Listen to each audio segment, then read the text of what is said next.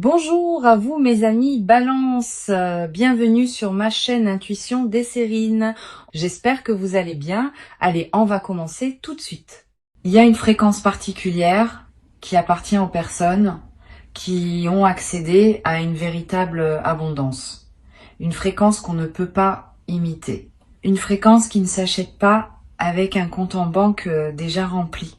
Une fréquence qui s'installe d'abord à l'intérieur et qui ensuite, et seulement ensuite, attire l'extérieur correspondant. Cette fréquence, tu es en train de l'acquérir. Pas par hasard, pas par chance, par l'aboutissement d'un travail intérieur que tu as mené souvent, sans même réaliser que tu le menais.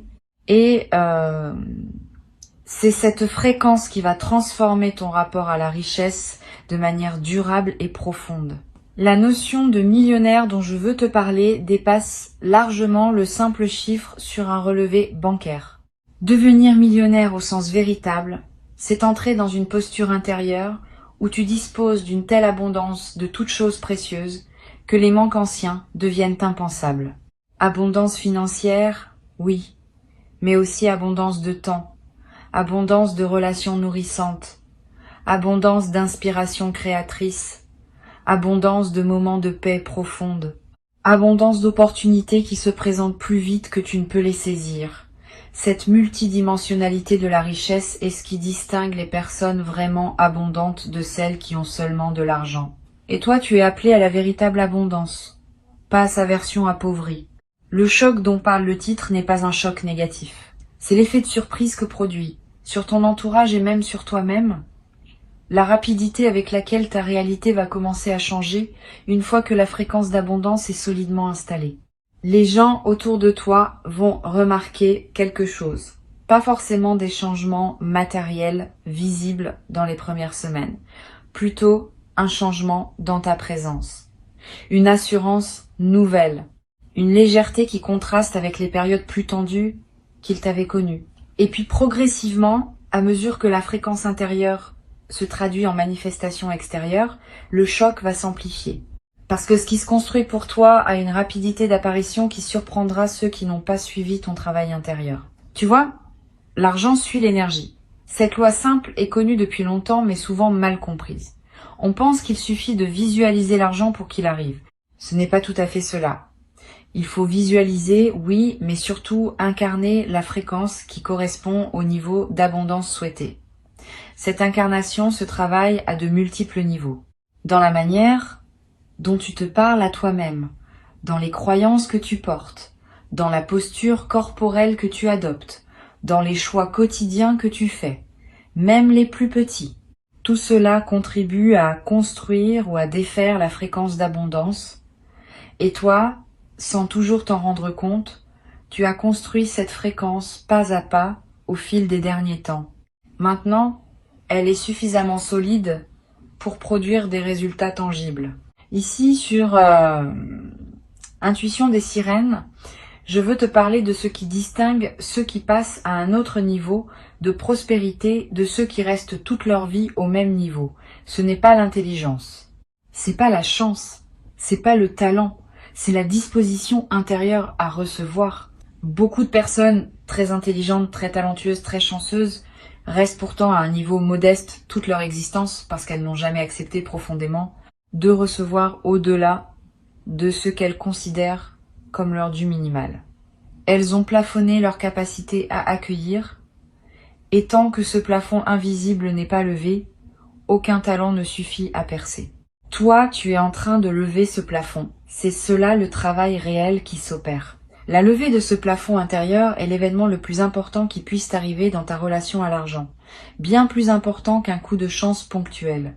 Parce que un coup de chance, sans lever de plafond, se dissipe rapidement. L'argent gagné inopinément retourne d'où il est venu.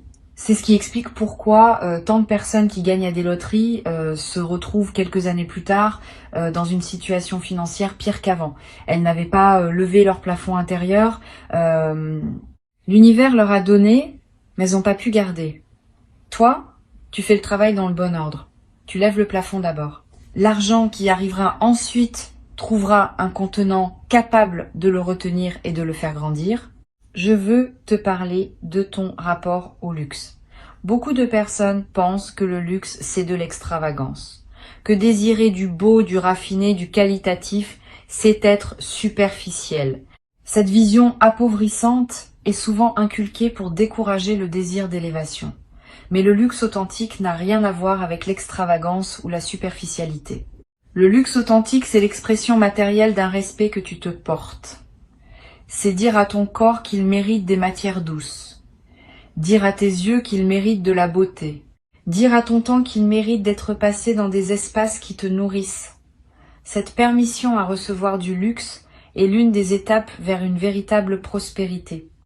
Tu peux l'accorder à toi-même progressivement, dans la mesure de tes moyens actuels, en attendant que ces moyens s'élargissent.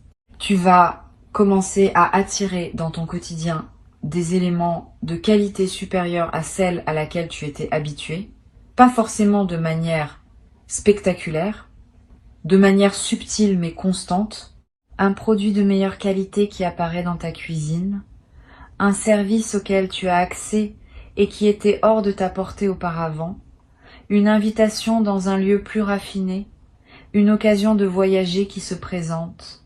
Ces apparitions ne sont pas le hasard. Elles sont le signe que ta fréquence est en train de s'élever et que les éléments qui correspondent à cette nouvelle fréquence commencent à entrer naturellement dans ton champ.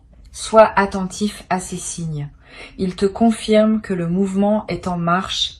Il y a une chose précieuse qu'il faut comprendre à propos de la richesse véritable. Elle n'est jamais en compétition avec celle des autres. Les personnes qui pensent qu'il y a une quantité limitée d'abondance dans l'univers et que ce que les uns reçoivent est forcément retiré à d'autres, restent dans une mentalité de pénurie qui les empêche d'accéder à leur propre prospérité. La vraie compréhension, c'est que l'abondance se crée.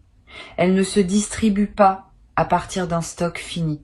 Quand tu prospères, tu n'enlèves rien à personne. Au contraire, ta prospérité contribue à élever la fréquence collective et à rendre l'abondance plus accessible pour tous. Garde cela à l'esprit, parce que cette compréhension dissout la culpabilité résiduelle qui peut freiner ta propre montée. La culpabilité de prospérer est un sujet rarement abordé, mais essentiel. Beaucoup de personnes, sans le savoir, sabotent leur propre montée parce qu'elles ont intégré l'idée que devenir riche est moralement suspect. Cette idée vient parfois d'environnements où la pauvreté était valorisée comme une vertu et la richesse considérée avec méfiance. Si tu portes des traces de cette programmation, tu vas peu ressentir des résistances intérieures à mesure que ta prospérité augmente. Ces résistances peuvent prendre des formes étonnantes. Autosabotage discret, dépenses absurdes au moment où tu commences à accumuler, décisions qui ramènent ta situation à un niveau familier, sois attentif à ces dynamiques, elles ne sont pas ennemies. Elles sont des protections anciennes qui croient encore te servir. Tu peux les remercier et leur expliquer doucement qu'elles n'ont plus à intervenir. Tu vas commencer à voir l'argent différemment. Avant, tu le voyais comme une ressource rare à défendre. Maintenant, tu vas commencer à le voir comme une énergie qui circule à travers toi. Cette différence de perception change tout. Quand tu vois l'argent comme rare, tu te crispes à chaque dépense. Et cette crispation envoie à l'univers le message que tu es en mode pénurie, ce qui attire à toi davantage de pénurie. Quand tu vois l'argent comme une énergie qui circule, tu peux dépenser avec joie pour ce qui te nourrit, parce que tu sais que d'autres entrées vont suivre. Cette confiance en la circulation est l'une des marques distinctives des personnes vraiment abondantes. Elles ne s'agrippent pas à l'argent, elles le laissent passer à travers elles, en le multipliant au passage. Il y a quelque chose de très spécifique qui va se passer dans ta perception du temps. Les personnes en pénurie financière ont souvent une perception du temps déformée par l'urgence. Elles vivent dans la précipitation parce que chaque heure compte pour gagner de quoi survivre.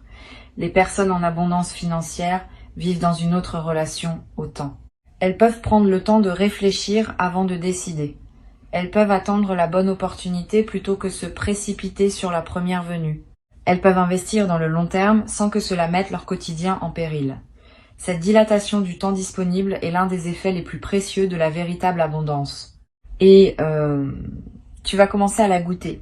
Tu vas remarquer que tu as plus de temps pour respirer, pour choisir, pour vivre. Tu vas te demander concrètement d'où va venir cette montée financière. La réponse honnête, c'est que les canaux par lesquels l'argent peut arriver sont multiples et que la vie est créative dans la manière dont elle organise ses arrivées. Cela peut venir d'un projet professionnel qui décolle. Cela peut venir d'une opportunité d'investissement bien sentie. Cela peut venir d'une activité parallèle qui prend de l'ampleur. Cela peut venir d'une rencontre qui ouvre des portes. Cela peut venir de plusieurs canaux qui se combinent. Ne fixe pas ton attention sur un canal unique. Reste ouvert à toutes les directions. L'univers n'aime pas être dirigé sur la manière dont il doit te livrer ce qui t'est destiné. Il préfère que tu fasses confiance à son inventivité. Sur Intuition des sirènes, je tiens à insister sur l'importance de la patience active dans cette phase.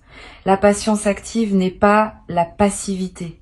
C'est une attitude qui combine la confiance que les choses vont se manifester avec l'engagement à faire ce qui est à ta portée chaque jour. Tu ne restes pas assis à attendre. Tu agis, mais sans précipitation. Tu plantes des graines, sans déterrer constamment pour voir si elles ont germé. Tu fais ce qui est juste à faire à l'instant présent, et tu laisses l'avenir se construire à son propre rythme. Cette patience active est l'un des secrets les mieux gardés des personnes qui réussissent vraiment leur parcours de prospérité. Elles ne forcent pas, elles cultivent. Le piège dans lequel beaucoup tombent à ce stade, c'est la précipitation provoquée par l'excitation. Quand on commence à sentir que les choses bougent, on a tendance à vouloir accélérer artificiellement le mouvement, à multiplier les projets en même temps, à s'engager dans plusieurs directions, à épuiser son énergie dans une frénésie d'action qui finit par tout déstabiliser. Évite ce piège. Reste centré. Choisis tes engagements avec discernement. Mieux vaut mener 3 projets jusqu'au bout que d'en commencer 10 qui resteront tous en suspens. La concentration est l'ami de la prospérité, la dispersion est son ennemi. Tu vas développer, à mesure que ta fréquence s'élève, une capacité de discernement qui te permettra d'identifier rapidement les opportunités qui en valent la peine.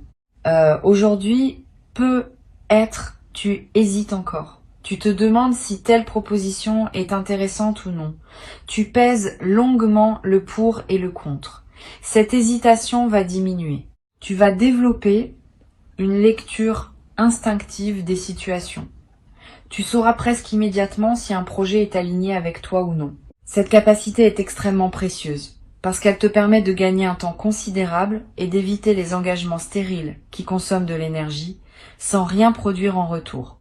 L'une des qualités les plus importantes des personnes véritablement abondantes, c'est leur capacité à dire non. Tu vas développer cette capacité à un niveau que tu n'avais pas connu. Tu vas dire non à des opportunités qui semblaient intéressantes mais qui ne sont pas pour toi. Tu vas dire non à des relations qui drainent ton énergie. Tu vas dire non à des engagements qui ne servent pas tes priorités profondes. Cette capacité à refuser n'est pas de la dureté.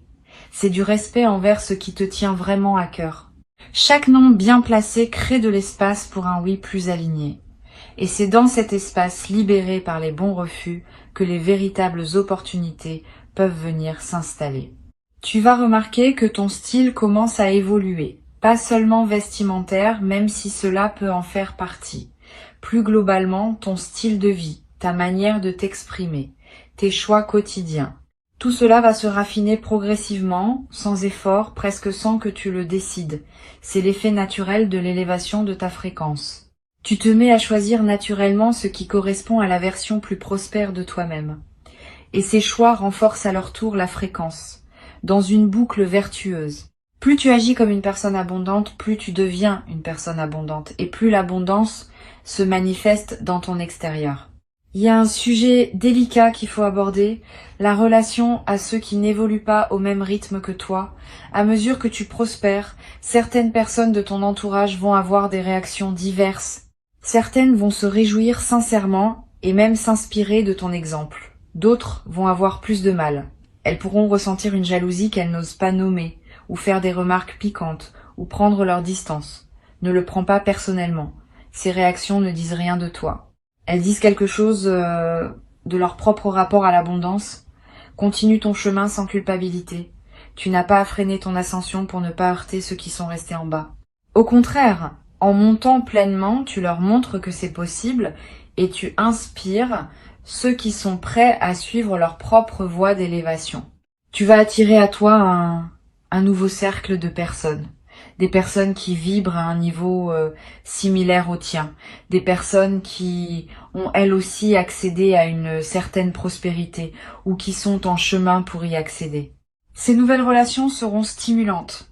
Elles t'apporteront des perspectives, des opportunités, des inspirations que tes anciennes relations ne pouvaient pas t'apporter. Ce n'est pas un jugement sur tes anciennes relations. C'est simplement que chaque niveau de fréquence attire des relations correspondantes. Tu n'as pas à abandonner tes amis anciens si la connexion reste réelle. Mais tu vas naturellement compléter ton cercle avec des présences qui correspondent à qui tu deviens. Quelque chose va se passer dans ta posture corporelle elle-même. C'est observable. Les personnes qui accèdent à une véritable prospérité se tiennent différemment. Elles occupent l'espace différemment. Pas avec arrogance, avec aisance. Tu vas remarquer que tu te tiens plus droit, sans avoir à y penser. Que tu prends ta place dans une pièce sans te faire petit. Que tu parles avec un débit plus posé, parce que tu n'as plus l'urgence de prouver quoi que ce soit. Ces transformations physiques sont à la fois la conséquence et le renforcement de ton élévation intérieure. Le corps suit la conscience et la conscience suit le corps. C'est une boucle dans les deux sens. Tu vas commencer à apprécier des plaisirs simples avec une intensité nouvelle. C'est l'un des paradoxes intéressants de la véritable abondance. Plus on devient abondant, plus on goûte profondément les choses simples. Le café du matin devient un moment précieux. La promenade dans un parc devient un luxe. La conversation avec un proche devient une richesse. Cette intensification du goût pour le simple est l'un des marqueurs des personnes vraiment riches intérieurement, par opposition à ceux qui n'ont accumulé que de l'argent sans avoir travaillé leur conscience. Tu fais le travail dans le bon sens. Tu vas devenir riche en goût autant qu'en moyens. Sur Intuition des sirènes, j'observe régulièrement que les personnes qui réussissent à transformer durablement leur situation financière partagent une caractéristique commune. Elles ont fait la paix avec leur passé financier, tous les épisodes de manque, toutes les erreurs commises avec l'argent, tous les regrets, tous les moments où elles ont accepté moins que ce qu'elles méritaient. Tout cela a été relâché, pardonné, intégré comme partie d'un parcours. Sans cette paix avec le passé, le futur peine à se construire, parce que les blessures non guéries du passé continuent à émettre des signaux de pénurie qui contredisent les nouvelles intentions de prospérité. Fais ce travail de paix. Pardonne-toi. Pardonne aux situations. Libère-toi de ce qui t'attache encore à des regrets financiers anciens. Cet acte de libération crée la marge nécessaire pour que la prospérité nouvelle puisse vraiment s'installer. Il existe un mode opératoire des personnes vraiment abondantes que tu vas adopter naturellement. Ce mode consiste à toujours penser en termes d'investissement plutôt qu'en termes de dépenses. Quand tu mets de l'argent quelque part, demande-toi ce que cela construit, pas seulement matériellement, émotionnellement, énergétiquement, stratégiquement. Cette habitude de penser en investissement s'applique à tout. À l'argent, oui, mais aussi au temps, aux émotions, aux relations, à l'attention. Tout ce que tu places quelque part construit quelque chose. Choisir consciemment où tu investis devient l'une des habitudes les plus puissantes pour générer une prospérité durable. Tu vas développer un rapport plus joyeux à la générosité. La générosité, vue depuis la pénurie, est un sacrifice. On donne, mais avec un pincement au cœur. Vue depuis l'abondance, la générosité devient un plaisir. On donne, et le don nous nourrit autant que le receveur. Cette transformation de ton expérience de la générosité va être l'un des plaisirs inattendus de ta nouvelle fréquence. Tu vas avoir envie de partager, pas par devoir, par débordement. Cette générosité débordante a quelque chose de magique. Elle attire à toi davantage encore d'abondance, parce qu'elle confirme à l'univers que tu es un canal ouvert à travers lequel l'énergie peut circuler librement. Une chose importante à laquelle il faut être attentif, c'est ta capacité à célébrer tes propres succès. Beaucoup de personnes réussissent des choses remarquables et passent immédiatement à la suite sans prendre le temps de savourer ce qu'elles ont accompli. Cette absence de célébration est un sabotage subtil. Elle envoie au cerveau le message que ces succès ne comptent pas vraiment Et peu à peu, le cerveau cesse de produire les efforts nécessaires pour générer des succès qui ne seront pas honorés.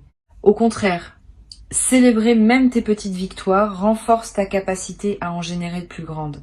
Apprends à fêter, à marquer les étapes, à te dire bravo.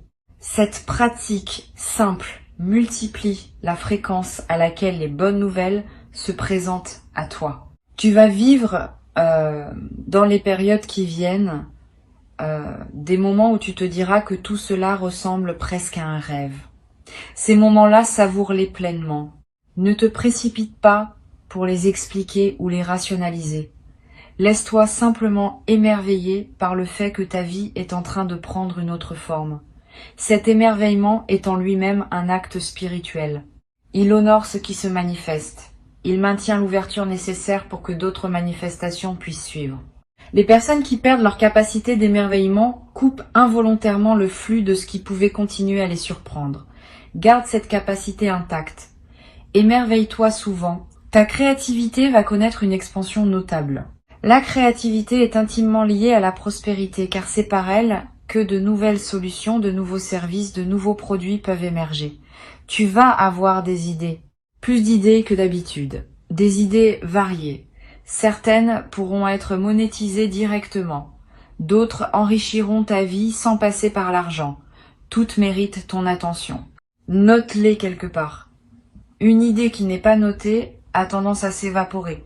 Une idée notée garde une chance de germer plus tard, parfois bien plus tard, dans des circonstances que tu n'avais pas anticipées. Tu vas peut-être découvrir, avec surprise, que des compétences que tu pratiquais sans y prêter attention ont une valeur que tu n'avais pas mesurée. Ce que tu fais facilement, naturellement, presque sans effort, peut être très demandé par d'autres. C'est l'une des erreurs les plus communes de penser que ce qui est facile pour soi est facile pour tout le monde. C'est pas vrai. Ta facilité dans un domaine est souvent le signe d'un talent réel, qui peut devenir une source de revenus si tu apprends à le proposer. Examine ta vie. Quelles sont les choses que tu fais sans y penser et que les gens autour de toi te demandent souvent? C'est peu. Être par là que se trouve une partie de ta voie de prospérité. Il existe une qualité particulière dans le rapport au risque qu'il faut développer pour accéder à une plus grande prospérité. Trop de prudence empêche d'avancer. Trop d'imprudence ruine. L'équilibre entre les deux s'apprend. Tu vas développer cet équilibre. Tu vas savoir quand prendre un risque mesuré et quand attendre.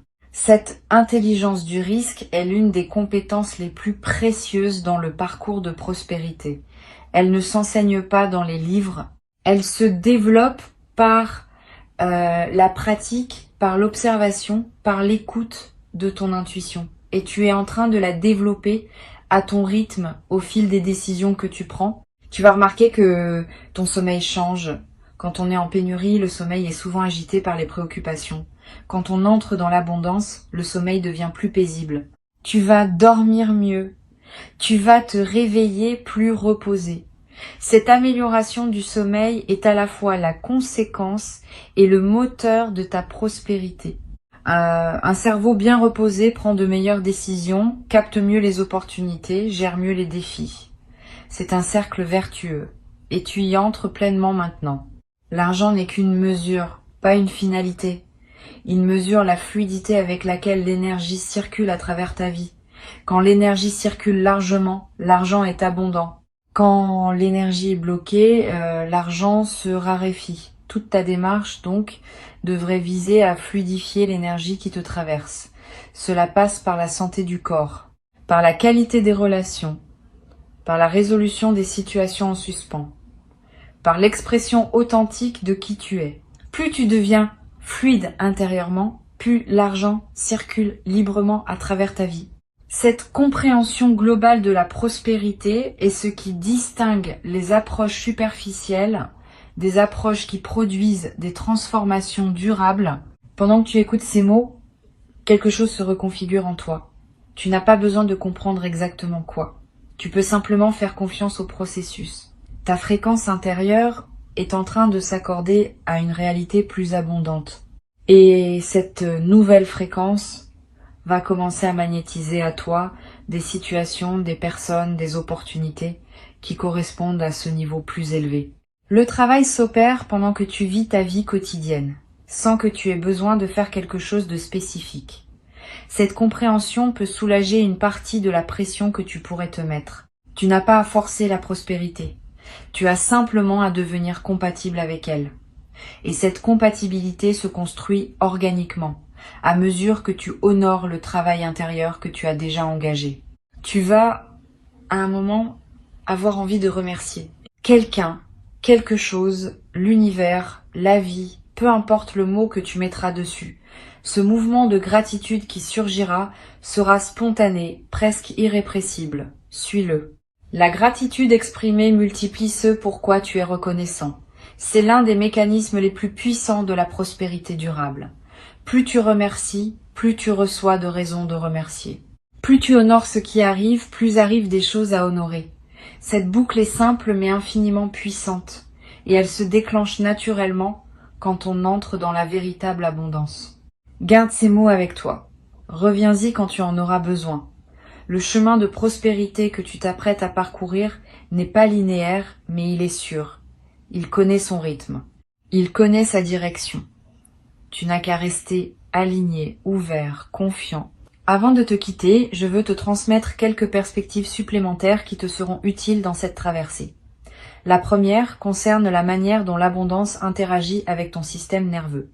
Beaucoup de personnes qui n'ont jamais connu l'abondance ont un système nerveux qui s'est habitué au stress de fond constant lié à la pénurie. Quand l'abondance commence à arriver, ce système nerveux peut paradoxalement résister parce que le calme nouveau est inconnu et donc inconfortable. Tu pourrais te trouver à recréer du stress artificiellement, par habitude, parce que le calme te déstabilise. Sois attentif à ce phénomène. Ne sabote pas ton propre apaisement. Apprends à habiter le calme, à le tolérer, puis à le savourer. Cela demande un peu de pratique, mais c'est l'une des compétences essentielles pour ancrer durablement la prospérité dans ta vie. Une deuxième perspective importante concerne ta relation à la lenteur. Dans une mentalité de pénurie, tout est urgent. Dans une mentalité d'abondance, la lenteur devient possible, pas la paresse. La lenteur consciente, qui permet de savourer, de réfléchir, de choisir avec discernement. Apprends à ralentir, surtout au moment où des opportunités se multiplient. Le réflexe de tout vouloir saisir en même temps peut te faire perdre la qualité de présence nécessaire pour bien gérer ce qui arrive. Une décision prise dans la lenteur produit souvent de meilleurs résultats qu'une décision prise dans la précipitation. Cette compétence de ralentir au bon moment est l'une des marques distinctives des personnes qui prospèrent durablement. Tu vas découvrir aussi qu'il existe une forme particulière de plaisir liée à la construction patiente. Voir quelque chose grandir progressivement à partir de presque rien procure une satisfaction qui dépasse celle des gains rapides. Quand tu construis pierre par pierre, tu développes un attachement à ce que tu construis qui te rend plus capable de le préserver dans la durée. Les fortunes acquises rapidement sans construction préalable sont souvent perdues rapidement, parce que celui qui les reçoit n'a pas développé la conscience nécessaire pour les habiter. Toi, tu es en train de construire, et cette construction patiente est ton meilleur garant de durabilité. Une troisième chose à savoir concerne l'éducation continue. Les personnes vraiment prospères sont presque toujours des apprenants permanents. Elles ne cessent jamais de se former, de lire, d'écouter, d'observer. Cette habitude d'apprentissage maintient leur cerveau en état d'éveil et leur permet de saisir des opportunités que d'autres ne voient même pas. Tu n'as pas besoin de retourner à l'école formelle. Mais cultive ta curiosité. Lis des choses qui te nourrissent. Écoute des personnes qui en savent plus que toi dans des domaines qui t'intéressent. Pose des questions. Cette posture d'apprentissage continu est un investissement qui rapporte toujours, parfois de manière spectaculaire. Tu vas peu être surpris de constater que ta voix prend du poids dans des conversations où tu te sentais autrefois moins légitime. Ce n'est pas que ta voix ait changé, c'est que la fréquence qui l'accompagne a changé. Les gens écoutent différemment ceux qui parlent depuis l'abondance. Pas parce que ce qu'ils disent est plus vrai, mais parce que la posture intérieure transparaît dans la voix et qu'une posture solide inspire l'écoute. Tu vas remarquer cela dans des réunions, dans des négociations, dans des conversations de groupe. Tu vas avoir l'impression que tu es entendu avec plus d'attention. Ce n'est pas une illusion, c'est l'effet réel de ta nouvelle fréquence. Il existe une qualité de relation à l'argent qui s'apprend en l'observant chez les personnes qui le maîtrisent vraiment. Si tu as la chance de connaître ou de pouvoir observer des personnes qui ont une relation saine et abondante à l'argent, fais-le. Pas pour les imiter superficiellement, mais pour absorber par osmose leur manière d'être avec l'argent. La présence des personnes prospères est en elle-même un enseignement, leur calme face aux chiffres, leur capacité à parler d'argent sans gêne, leur générosité naturelle, leur stratégie discrète. Tout cela se transmet par contact, sans qu'il soit nécessaire de demander explicitement. Cherche cette compagnie quand tu peux. Tu vas devoir aussi apprendre à être à l'aise avec les conversations financières. Beaucoup de personnes restent dans des situations financières médiocres parce qu'elles évitent ces conversations. Elles n'osent pas négocier leur rémunération. Elles n'osent pas réclamer ce qui leur est dû. Elles n'osent pas parler argent dans leur couple. Cet évitement leur coûte beaucoup. Tu vas apprendre à parler d'argent avec naturel, comme on parle de tout autre sujet. Cette aisance va transformer beaucoup de tes interactions et va ouvrir des portes qui restaient fermées tant que tu ne pouvais pas les pousser de la main ferme du dialogue financier assumé. Une dernière chose me semble importante à transmettre. La prospérité véritable a une dimension de transmission. Quand tu accèdes à l'abondance, tu deviens, que tu le veuilles ou non, un exemple pour ceux qui te regardent. Ce que tu fais de ta prospérité enseigne autant que ce que tu en dis. Si tu deviens prospère et que tu restes humain, généreux, présent, accessible, tu enseignes que la prospérité ne déshumanise pas. Si tu deviens prospère et que tu te coupes des autres, tu enseignes le contraire. Sois conscient de cette dimension. Tu n'as pas à porter cette responsabilité comme un fardeau, mais à l'habiter avec dignité. Ta prospérité bien vécue contribue à élever la perception collective autour de la richesse. Et cette élévation collective rend la prospérité plus accessible pour d'autres après toi. Et un jour, dans pas si longtemps, tu regarderas en arrière et tu verras à quelle vitesse les choses ont basculé. Tu te diras que tout cela semblait pourtant impossible il y a peu. Et tu sauras que cette transformation a été le fruit d'un travail intérieur qui ne demandait qu'à porter ses fruits et qui les porte maintenant pleinement. Bienvenue dans la version plus abondante de ta vie. Elle t'attendait depuis longtemps